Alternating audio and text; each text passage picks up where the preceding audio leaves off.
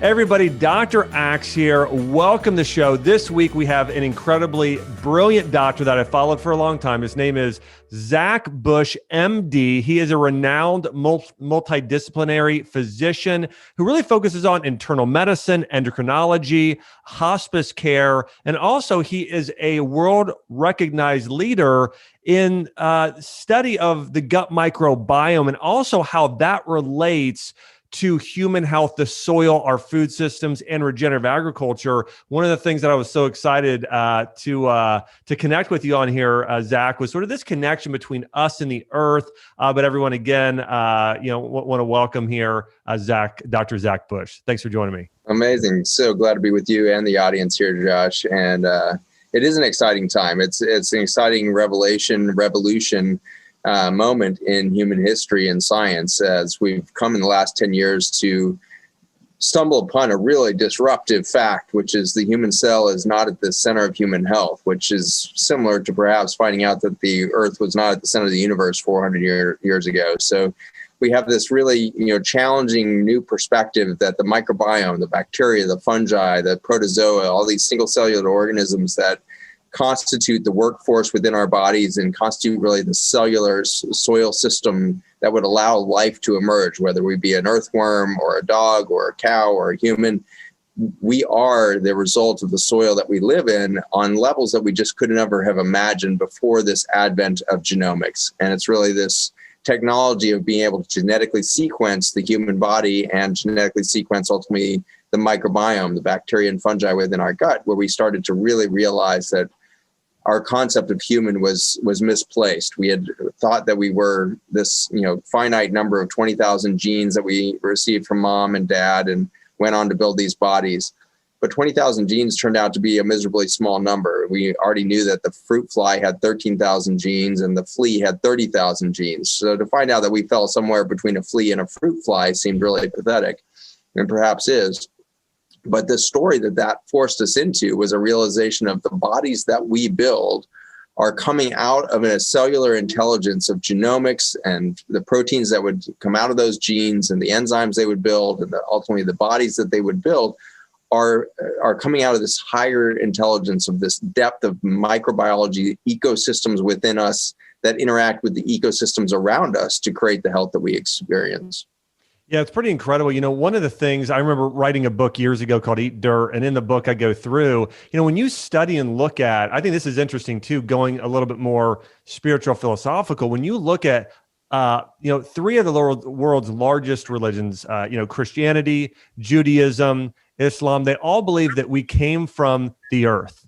Like God created us from dust and mud and microbes and these things that are here on earth. So really understanding how deeply we're supposed to be connected. I know one of the things I've heard you talk about, and I think we've both touched on this in terms of how important, how closely we are connected to nature in terms of, look at the effects that raw local honey has on your body or soil-based organisms and all of these different things. So excited to get in some of this stuff today. What I'd love to start with though is talking about this gut microbiome and also sort of that relationship to the earth. And also, hey, how do we care for it? What are some things we need to be conscious of when it comes to the health of our own gut microbiome and also this sort of, biome in terms of the planet we live in? Yeah, so the themes that have emerged from our lab really revolve around the ways in which microbes talk. And so the communication network that is produced by bacteria and fungi is a series of carbon molecules that can carry electrons. And this science is called redox chemistry. Redox stands for reduction and oxidation, which is the transfer of electrons. And so very similar, if not identical, to the way in which an electron would travel through the surface of a computer chip in your cell phone or something. It's traveling down these electrical pathways and falling through tripwires of I's and O's, switches that determine where that digital signal ends up. That same thing is happening in the biochemistry of a body. These electron flows are being sent through these liquid circuit boards that are the gut lining or our neurologic system or the fascial planes beneath our skin. We have these systems of electron transfer, communication networks across body systems And there was a lot of temptation to believe that all of that occurred at the human level, but to find out that it's the bacteria and fungi that actually produce this wireless communication network that allows human cells to talk was a pretty big breakthrough for our lab back 7 years ago. And it really challenged all of science that we knew, because I used to be a chemotherapy research guy in the cancer world, and when I was studying cancer, I was always in a sterile petri dish. Same thing, right across the hall from me was the cardiovascular laboratory, and down the hall was our diabetes center. We were all studying human biology in sterile petri dishes and making these, black and white conclusions about human disease, human health. When we started making these breakthroughs in my lab in 2012, 2014, at this point, I had left academia and I had started my own little biotech lab in rural Virginia. And we were practicing in a nutrition center where we were teaching, how to reverse chronic disease through nutrition. And it was in that journey of working with patients and their food that we started to realize the food wasn't working anymore. We had done something fundamentally to the food that had lost its medicinal properties there, the alkaloids there that are produced by these metabolic pathways are a good example of it. Nonetheless, as we lost the medicinal quality and started to take on toxins into the food system, we started to see the failure of diet to be the foundation of health. And so it was in understanding kind of where this breakdown happened that we ended up in the soil. And in the soil, we found these carbon molecules that once put back into petri dishes. Now, you can do this because it's not taking bacteria and fungi and putting it in a petri dish, which would screw up any experiment you're doing there. We're instead taking just the communication network that the microbiome makes, putting that into a petri dish with human cells, and we could see an explosion of healing happen. Cells started communicating immediately. They started protein synthesis on levels and speeds we had never seen before. Three-dimensional structures were being built in petri dishes, which has never been seen. The communication of life was happening in a petri dish for the first time because we had brought the intelligence of the microbiome back into the system. And so pretty stunning to imagine that all the science we know about cardiovascular disease, diabetes, cancer, you name the disease, was studied in an isolated human system, and therefore we believed in disease. When you start to study human cells in the context of its nature, it is always regenerative and is always healing. Yeah, I mean, it's pretty incredible. One of the things I think that happens, Zach, is that people are not doing things in a holistic manner, or in terms of a lot of these studies, again, are not done. And we take something that's done in a study and try and extrapolate it or say, hey, this is the way it actually works in the human body. And it doesn't most of the time. And that's why, I'm a huge fan of traditional Chinese medicine and Ayurveda, all these ancient forms of medicine, where they really accumulated essentially millions of individual case studies of seeing how does this thing work with this individual, and watching that by observing the human body, versus you've got pharmaceutical companies today saying, hey, we're going to do these trials on maybe an animal or do something on a petri dish, and then we're going to say, hey, this affects this in this way, and creates these theories that they actually expect everybody to take on as absolute truth and fact. Anyways, that being said, that's what is so profound about what you're saying here, is that this is the sort of, being able to see things in this manner and understanding sort of the holistic nature, I think is really, really important. Talk to us about the uniqueness and of the human gut microbiome and how that affects the overall health of our body. So the system of a garden is the easiest way to maybe picture this. But, if you've ever gardened before, you have to start with the soil. And so you got to go out there, you got to get, you can't just go plant seeds in the hard baked clay of the backyard under the playground set. So you got to get some soil that's got some air in it, it's got some life in it. You compost, throw in some, compost and fertilizers, and you get this thing going. And then you need to care for the soil, right? You got to feed the plant, you got to take care of it, you got to make sure the earthworms are there, and you do all this work.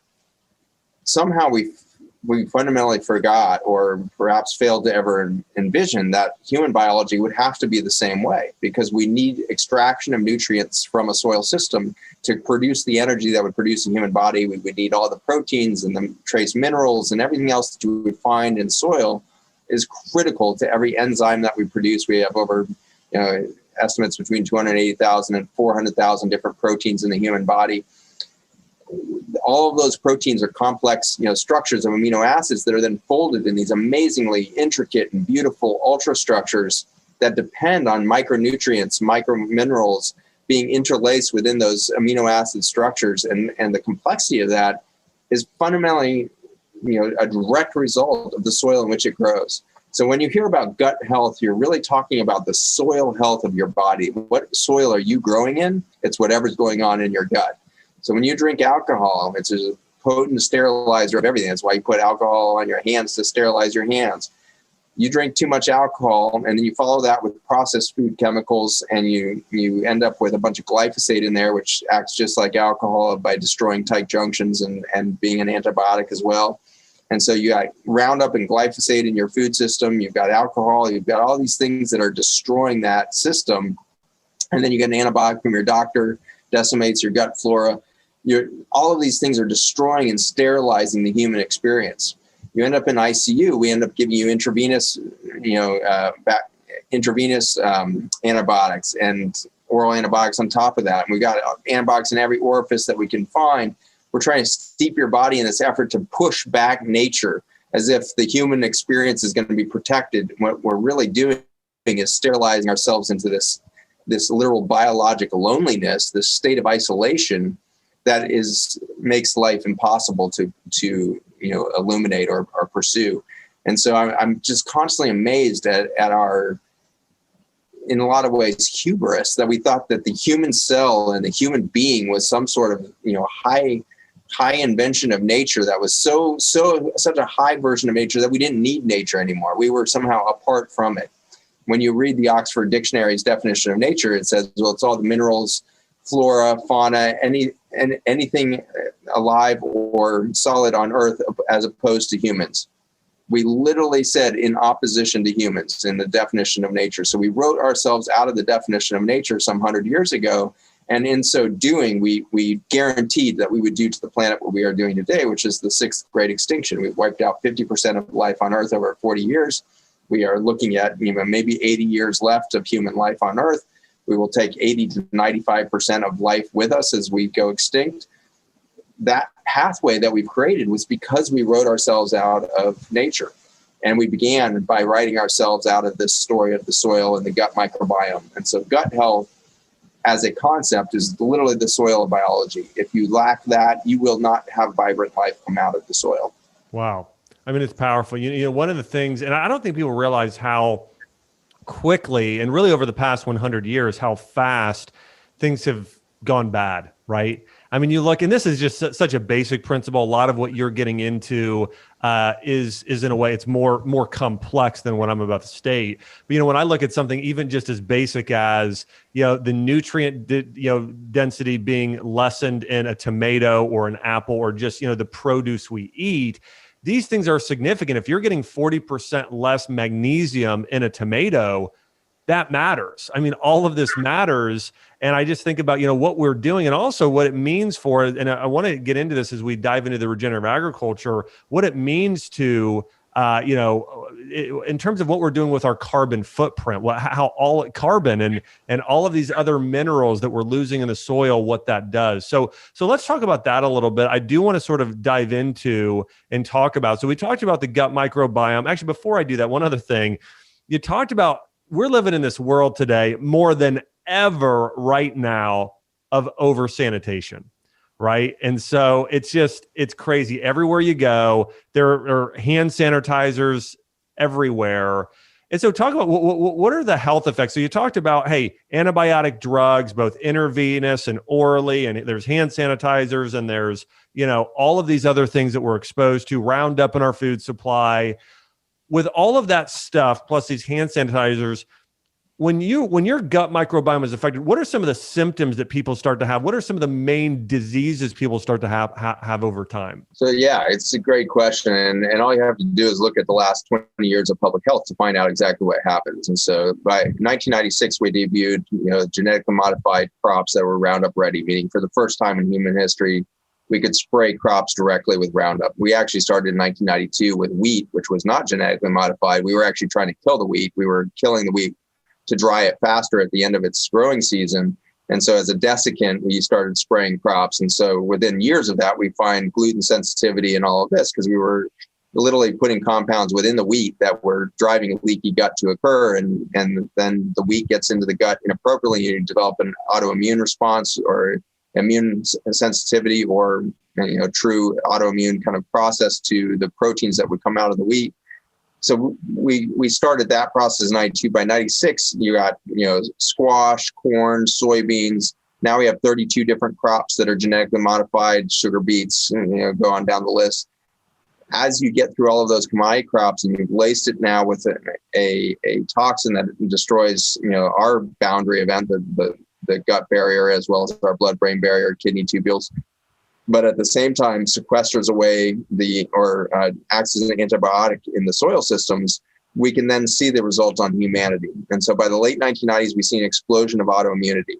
Everything from, the tick-borne allergy, which is giving people throughout the eastern seaboard down into Texas, a severe allergy to meat, any mammalian meat, whether it be, beef, pork, whatever it is, lamb. All of these mammalian meats are triggering these massive anaphylactic shock kind of experiences after a tick bite. And it turns out that is a manifestation of the ultimate collapse of microbiome intelligence within soil systems, within the tick itself, within the human, where we start to get overgrowth of some protein, some microbes, and that then screws up protein structure and genomic sequencing in different structures. And so autoimmunity tends to be a lot of what we see emerge from this loss of biodiversity, which is really telling, because I think that if you've ever been in a relationship before, one thing about relationship is you will learn more about yourself than in any other matrix being in relationship. And your spouse will teach you more about who you are, for all of the good stuff and all the bad stuff, about who you are, because they're that immediate mirror to who you are. It's through the diversity of relationship that we develop self-identity. And that is true at the cellular level. The microbiome diversity is literally how you will determine and experience who you are at the cellular level. Self-identity is emerging from this. And so when we reintroduce biome diversity and the communication network to human systems, it immediately makes those boundaries clear. You start making tight junctions again. You make a tight, you reverse leaky gut. You have a tight blood-brain barrier. All of these compartments suddenly become well self-identified. And in that, you are finding yourself. And so it's amazing to see that autoimmune disease is the lack of sense of self. It's your immune system getting confused about what's outside and what's inside, what's foreign and what's you. And so the immediate ramifications of a loss of microbiome diversity within us seems to be this manifestation of loss of self-identity at the immune system level. And so then you start fighting everything. You're in a food fight against everything you put in your mouth. You're spending energy doing cell repair and fighting the food and allergies and sensitivities. And now you go into any school system and you've got 1 in 4 children with a food sensitivity now. They can't tolerate the food that has grown on this planet for years. And this is not just like chemicals. This is like the peanut being the famous one, but now it's avocados and onions and garlic. And, these things that are fundamentally medicinals are now becoming toxins to these kids because they have lost their self-identity. They no longer understand what an onion is. They get confused as to maybe this is an invader, maybe this is that. So they're reacting. So autoimmunity is an early sign of loss of biodiversity. And then the next step as you continue to decline down that system is to start to realize that you are losing your mechanisms of repair. And so a loss of regenerative capacity is one of the fundamental second events that we start to see. When you lose regenerative capacity, you start to age quicker. And so you start to see diseases that used to be, hallmarks of our 70s, 80s, and 90s happening in adults who are 30, 40, 50 years old now. And so we've jumped 20, 30 years in our disease expression because of this rapid aging due to the loss of the soil, loss of biodiversity, therefore the loss of regenerative capacity. The final thing that I would throw in there is, there's 2 more layers. Yes. The next thing is the loss of energy. And so when you do not have the workforce within you, which is the soil microbes, you lose energy at the cellular level. It's now estimated that at least 90% of the energy and work done in a human energy produced and work done in a human body is done by a microbe, not by a human cell. And so when you lose 90% of your workforce through antibiotics and herbicides and pesticides and destruction of soil systems around us and all of this, you end up with a deficiency of energy. when you and I went to medical school, Josh, the number one complaint in family clinics and all that was back pain. Today, it's chronic fatigue, lack of sleep quality, major depression, no energy. So you got chronic pain syndromes that have emerged. That's the new primary care office. We have lost the energy for cellular action. And so we have chronic fatigue. We have collapse of emotional capacity. We have collapse of motivation to be better. And so this is the new disease process of a lack of energy as we destroy microbiome. The final thing is really the lack of connectivity. And so cancer is the hallmark of isolation of a single human cell. When a single human cell becomes isolated, it immediately begins to march into cancer. And so with the loss of microbiome, we lose the tight junctions and, more importantly, the gap junctions, which are the fiber optic cables that connect cells so that they can communicate in the cytoplasm, transferring light energy and literal fuel for one another, as well as resources that can be trafficked between cells and all of that. As soon as the gap junctions are lost, you start to develop cancer. And so the march from the loss of microbiome and the ecosystems around us and our food and water systems and the like, autoimmunity, lack of regeneration and accelerated aging, lack of energy production and drop in metabolism, which gives you diabetes, chronic fatigue, all that, to finally the isolation, which will give you an explosion of cancer. We've seen all of those happen over the last 25 years. And this is a brilliant breakdown, Zach. And, as I think about this too, I think about how a few things. One, I think about, again, this is so, our connection to the earth is so important. By the way, you worded the root of autoimmune disease better than anyone I've heard describe this. I think about this. I've got a daughter right now who's 1 year old, and there's not a single thing she doesn't put in her mouth. Innately, she knows I am supposed to put everything. I'm supposed to put the dog bowl in my mouth. I'm putting mulch in my mouth. I'm putting the grass, like everything. It's innate within her. She knows, I need to immunize myself. All right, naturally, strengthen, expose myself. And so it's just, if people just stand back and this is the thing I think we're missing so much in the medical community today is it's, we're missing the forest through the trees. It's like, we're looking at everything under a microscope. And it's like, if you just step back and look at a child and look at nature and look at the way things are, a lot of this is just common sense. And when you get out the biases of the pharmaceutical companies, you just sort of, a lot of this is just sort of obvious to, I think, someone like yourself, especially, who has this big picture perspective to start. And then we can wean down and look at the microscopic things. But you got to start with that big picture. I also think about it like this. You mentioned, in Chinese medicine, the root of autoimmune disease and cancer, they say diet is very important, but they say what's equally important is emotions. So they will say, when you have somebody who has autoimmune disease where the body's literally attacking itself, those people tend to have sort of this emotional and mental thing where they attack themselves. I'm not good enough. I'm not smart enough. Like these things to where their body attacks themselves. And similar thing, cancer in Chinese medicine is all about things. You're part of it is you're missing connection. Or your connections are bad. So unforgiveness is one of the biggest emotional roots of cancer in all of Chinese medicine, because you have a bad connection to a person and you're letting that bad connection influence you. So anyways, I love this so much because all of these things, again, are so important. And a lot of times, we're not hearing about this enough in terms of how important our connection is at the earth. And as you said, the past 40 years, things have gotten worse and worse and worse every single year.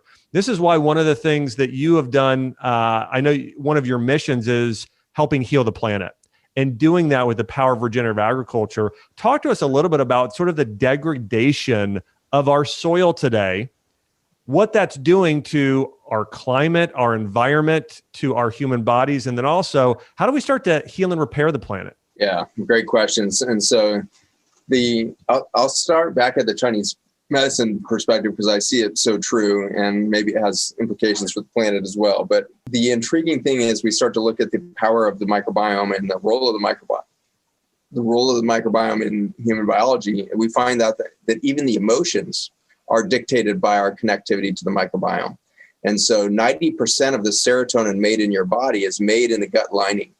And it's made by these tiny little cells that are called enteric endocrine cells. And the EEC, or enteric endocrine cell, it populates, as much as 10% of the gut lining. So you've got billions of these enteric endocrine cells that line the gut, and they interact with a very specific species of bacteria in order to make serotonin. If you take an antibiotic, your risk of major depression after just one course of antibiotic for a UTI or upper respiratory infection, whatever you're doing, that one course of antibiotics increases your risk of major depression by about 20%, 24% in the next year. If you take 2 courses of antibiotics over the course of a 12-month period, your risk of major depression increases by 54%. And so you can radically increase your risk of major depression and that sense of disconnectedness, that emotional lability, the I am not enough, by just taking an antibiotic.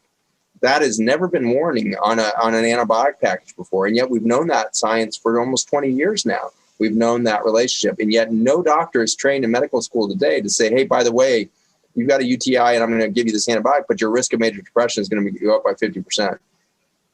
We have to start looking at ourselves as an ecosystem. And if we don't start treating the human life and human condition as a complete result of the soil systems that are within them, we are going to continue to do the wrong thing. We're going to continue to isolate and destroy that patient's connectivity to nature rather than foster health.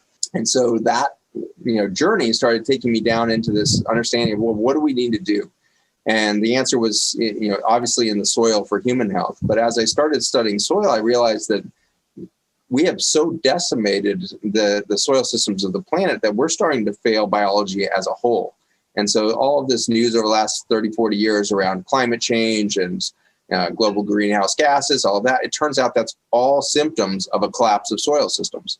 And this has happened before. The last great extinction event that happened 55 million years ago was the result of death of topsoil. And what occurred at that point was a large asteroid hit the planet and covered the planet in this deep layer of dust that choked out the topsoil, respiratory function of topsoil, and it couldn't breathe.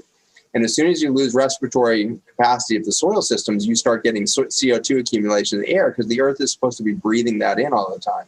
Destroy the lungs of the planet, you suddenly accumulate CO2 in the atmosphere, and the only place to sink that now is the oceans. When the oceans pull CO2 in excess into their water structure, they acidify. And the acid ocean is what ultimately leads to the great extinction of the planet. And so right now we have killed 97%. We have depleted or severely depleted 97% of the arable soils on the planet over the last 45, 50 years. That is the result of mega chemical and industrial farming. And so as we march across the world with bigger and bigger versions of spraying machines and aerial spraying through airplanes, and we have figured out all kinds of ways to get more and more toxins and antibiotics into our soil systems globally. In so doing, in that depletion, we have choked the lungs of the planet, and we are now moving into the 6th great extinction, not because of what we're eating, but because what the planet's not breathing. And so we have a fundamental crisis on our hands that is much greater than human health. We have a planetary crisis that is threatening the loss of life on a grandiose scale. And so we have to do this quickly. We have about 8 years to reverse the respiratory function of the planet. If we do not, the oceans will hit this tipping point of acidification around 2030, 2032, somewhere in there. We hit this acidification event, which is irreversible. It takes millions of years to deacidify oceans. And so we are 8 to 10 years away from triggering a massive planetary event that would necessitate us to go to Mars or find another planet if we are to survive, because this planet is about to be uninhabitable for multicellular life in most of the forms we can think of it in the coming decades. The crisis is so immediate, the crisis is so grand that no amount of attention can really give it its due justice. So we started Project Biome a number of years ago, 2018, 3 years ago, I guess it is. And so we started Project Biome, which is looking at soil, water, and air systems and how we regenerate there. And it's a nonprofit. Our first project was Farmer's Footprint, launched Farmer's Footprint with a film around regenerative agriculture and its connection to human health. And it was that latter part, the direct connection of chemical agriculture to the destruction of human health in the form of autoimmunity, lack of energy, the cellular, failure of cellular repair, the rapid aging, the disconnect with cancer. Connecting all of that back to our agricultural chemical processes was enough to really change the trajectory of that industry. And so we've become one of the more influential voices out there in regenerative agriculture because it's not about soils, it's about life. It's something much greater than just the idea of dirt or soil. It's the idea of, are we going to be a planet that can inhabit life in the coming decades? And we're right on the bubble. And so we have to become a co-creative force as consumers to empower our farmers to do the right thing right now. So that's what Farmers Footprint and Project Biome are up to. Well, I love what you're doing in your mission to help heal the planet. And I'll share this. I'm always very open. I know that, again, like in terms of what you believe, in terms of the, in terms of how it's going to come to pass and what's happened, we have a lot of agreement and alignment here. The one thing I always share with everybody is I'm a creationist, and so really believe in terms of God, how he created the planet. But again, the thing that I know 100% we can't agree on is that, you know what, like we have in 40 years done so much damage and decreased the topsoil so much. It is time to take it very, very seriously, and to again, we're doing damage that can take a very, very, very long time to repair. And right now, it doesn't look like it's necessarily getting better. And I will say this, in the past couple of years, more companies have started realizing, I think, hey, we need to focus on things like regenerative agriculture. And this is a really big deal. I know myself and Jordan Rubin, we co-own about 4,000 acres of certified organic land where we practice regenerative agriculture. We have a large farm in the Ozarks, kind of southern Missouri. We have some in Tennessee. We're looking at doing more in Puerto Rico. But all that being said, I just think, when you look at most of these companies, they are destroying the planet in a huge way. It's funny, somebody like Bill Gates, just as an example, I read the article a couple months ago. He is now the largest farmland owner in all of America. And, and also one of his biggest partners is Monsanto. And so thinking about that, would you just talk about for a minute about sort of the agricultural industry? Like what is it that people, because I think a lot of times, Zach, people think this, they think it's air pollution, it's cars, giving off I think they think that that's the biggest, not that that's not a problem, because it's a problem, but what is the biggest problem? Like, what are we doing? What are agricultural companies doing? Or what is the biggest thing or the biggest things today that are actually destroying the soil? Yeah, there's no doubt that the two biggest problems for soil infrastructure is chemical spraying, number one, and number two, plowing. If you pick up any Western civilization textbook, it'll tell you that Western civilization began in 900 AD with the invention of the plow. It turns out that would be the demise of the planet. And so Western civilization has had in our crosshairs the planet since our origin. And so with the invention of the plow, we started to disrupt soil systems in their matrices of fungal systems of mycelium that traffic nutrients and do the intelligent transmutation of nutrients throughout soil systems, and then create the mycorrhizae, which are this magical, weird, thirds, like ethereal non-species structure within soil that is the communication network between the root systems of plants and the mycelium of the fungi. So the mycorrhizae are these weird, like hair-like structures. When you find good soil and you throw your shovel in there, you flip it over, it looks like there's spider webs through the system. That spider web, white, lacy stuff is the mycorrhizae. And so the mycorrhizae and the mycelium of the network of the fungi are literally like the life's blood of this communication network that would allow soil systems to be regenerative, to grab carbon out of the atmosphere, to turn it into nutrients through the process of photosynthesis and the like, to create carbohydrates or fatty acids and the like. So that whole translation between air and soil is dependent on the fungi. And so when you start to overplow, you lose that whole matrix there. And then you just add to that chemical spraying and you decimate the respiratory function as well as the biologic, energetic functions within that soil system. Yeah. So one of the things for everybody listening here, and what Zach is so brilliantly explaining, by the way, we could probably do a whole thing on mushroom mycelium and just the power of them to help heal the planet and all of this. All that being said, again, as Dr. Zach is saying here, one, these chemical fertilizers like Roundup and the pesticides, the herbicides, all of these things that are sprayed in huge amounts on everything. And then the animals eat them. And then we have that as well. So all of this stuff is degrading the planet. But also, I think this is something that shocks people. And I want to just go back and say this. So myself and Jordan Rubin really believe that, when you look at the original Garden of Eden, in terms of our belief system, and that was things were they were perennials. These were food forests.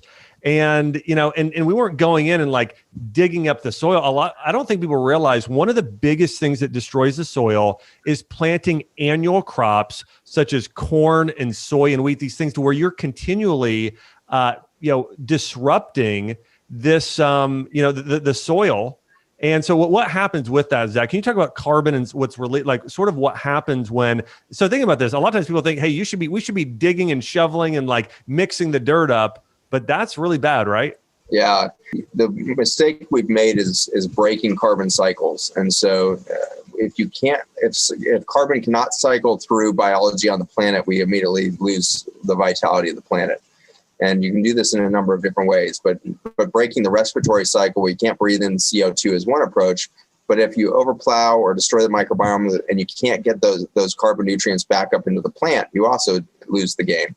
If you then use those plants to, instead of making food, you decide to dedicate 90% of the entire Midwest with all of our corn production to making ethanol for fossil fuel additives for our cars, which is what we've done. All of that ethanol production is going into either gasoline or into plastics.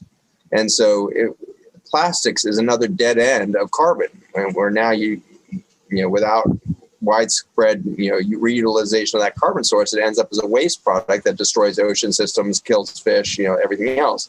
And so whenever we create a dead end in the carbon cycle, we increase toxicity and we undermine life on Earth. So one of my companies is called Resource Dynamics. You can check out resourcedynamicsllc.com. We're working on a Netflix series right now to debut this technology to the world next year, but it's a carbon conversion technology that can take farm waste, plastics, tires into biodiesel, naphtha for heavy and light naphthas, asphaltenes for street work. You've got carbon black for everything from manufacturing, laser printers, all the way down to the tire industry. You've got biochar coming out of there for soil remediation. So we can take these waste products and literally use every single aspect of it. And it's done under a vacuum, so there's no emissions in this process of reharvesting all of the carbon potential within plastics or farm waste or all these dead ends. And so Resource Dynamics is looking at the possibility that we could re-envision a planet that runs on carbon again. We have demonized carbon as much as we have abused carbon. We vilify CO2 as if it's the cause of global warming. No, it's not causing anything. It is the symptom of a planet that cannot breathe. CO2 accumulating in the atmosphere is the symptom of the loss of lungs. It's like telling people, like somebody with emphysema, you're dying from carbon dioxide. No, you're dying because your lungs are dead. You can't exchange carbon dioxide and oxygen across that surface of the lung. And so we have made the mistake of vilifying CO2. And in so doing, now we're paying billions of dollars for engineers to dream up ways to suck CO2 out of the atmosphere into tanks and sequester it away. The idea of carbon sequestration is insane. Those two words should never be put next to each other, because if we start sequestering carbon, i.e. taking it out of the carbon cycle, the planet will die faster. And so this whole climate change thing drives me crazy, because it's not biologically based. It's not looking at biologic systems. And I get really upset about it. I hear you. I'll try to shake that off for a second and get back into positive atmosphere. But the answer is obviously sitting right in front of us, which is the mycelium, which is the microbiome, which is the respiratory function of the soil systems. And so if we remediate soil systems around the planet through regenerative agriculture, we can reverse the entire climate change process that we're in the midst of. And the amount of soil improvements is pathetically small. We only need 0.4% improvement in the respiratory carbon capacity of soils globally to completely reverse the whole CO2 accumulation in the atmosphere. 0.4% improvement.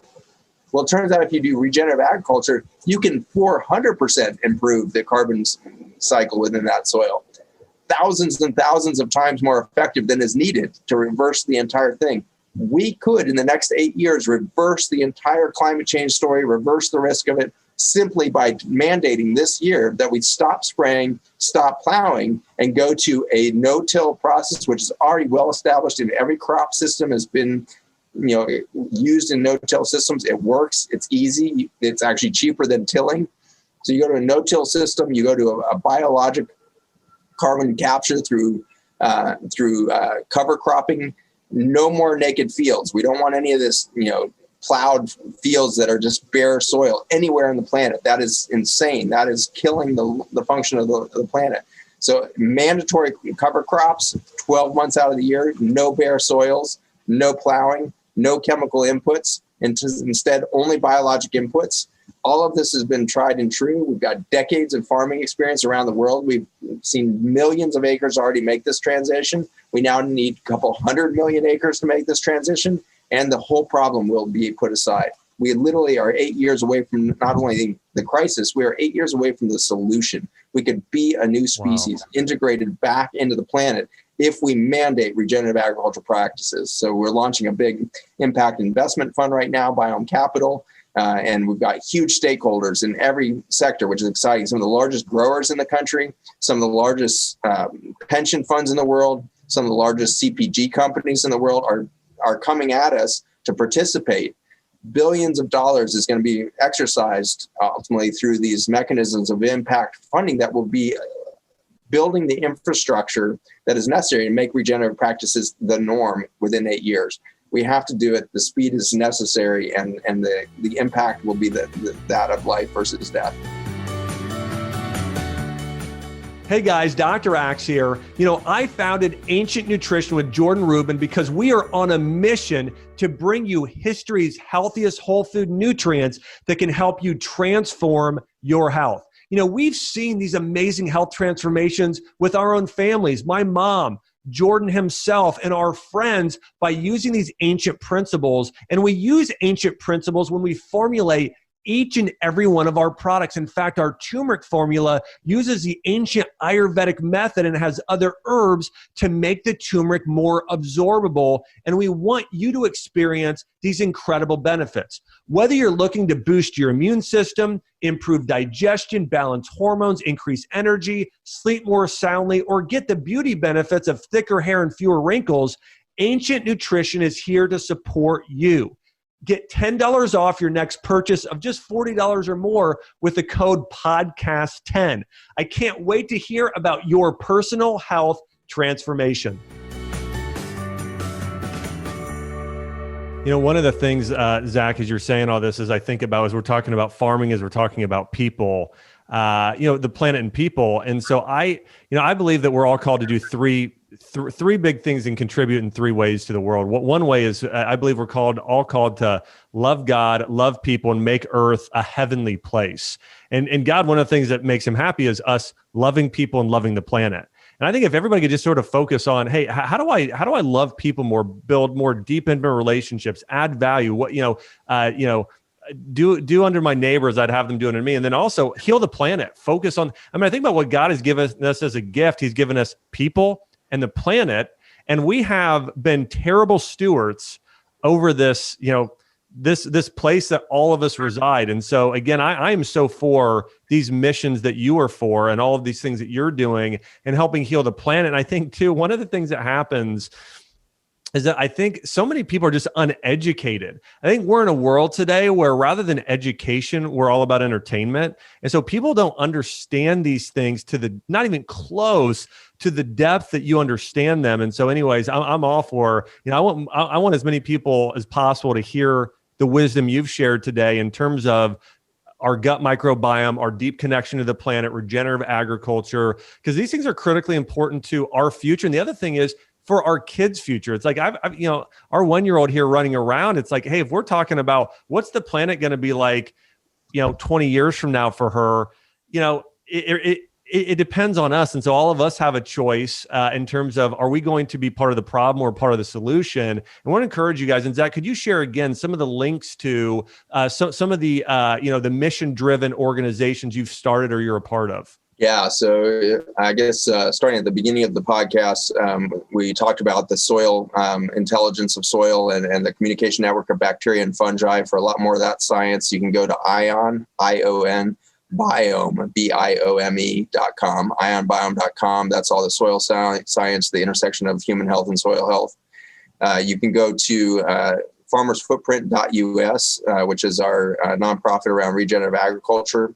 You can go to projectbiome.org to look at kind of the soil, water, and air systems vision that we have for rolling out much bigger programs to remediate those systems.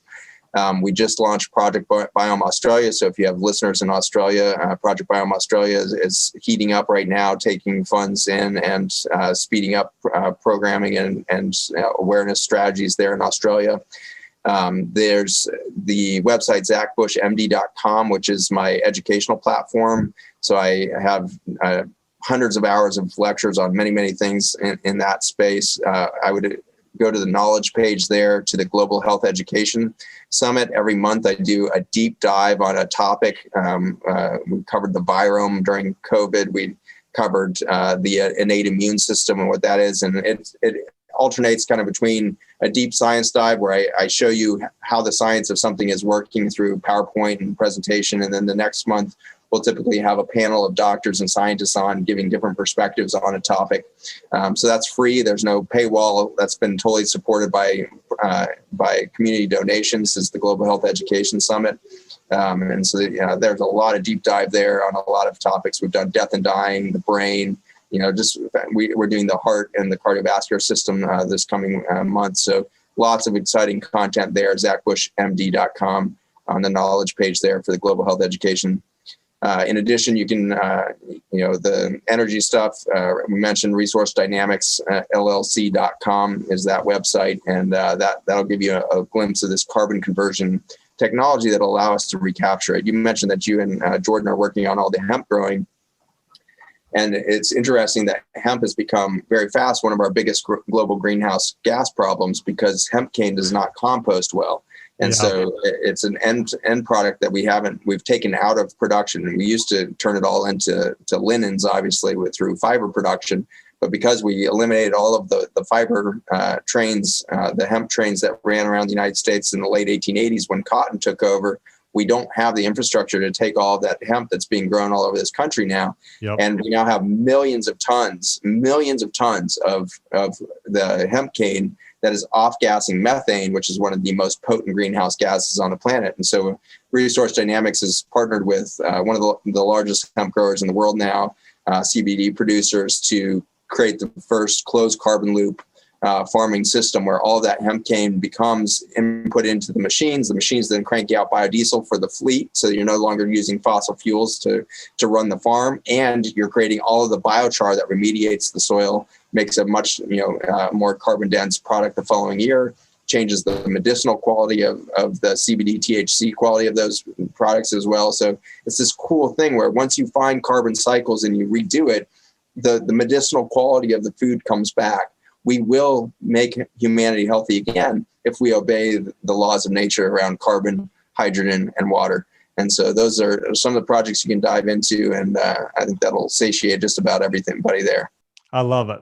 That's great, Dr. Zach. Well, I want to say too, one of the things that our missions is that we I hadn't mentioned yet is in alignment with what you're doing is really looking at, again, and we do grow some hemp. So anyways, that technology, I need to connect you with Jordan, and we need to utilize that. But we are planting 10 million trees in 10 years, 10 million superfood trees, moringa, mulberry, many others. And we've already planted, I think, 100,000 this year alone.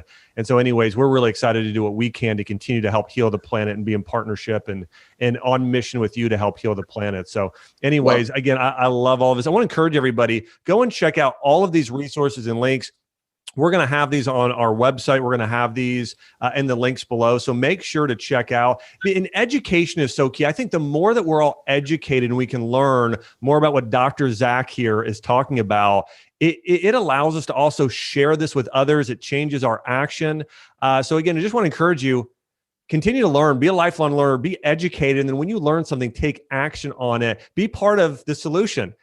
Loving people, love the planet well. If you do that, you're going to be healthier for it as well. I want to say again, Dr. Zach Bush, thanks so much for coming on today. Appreciate being with all of you. Hey guys, thanks so much for tuning in to this week's episode.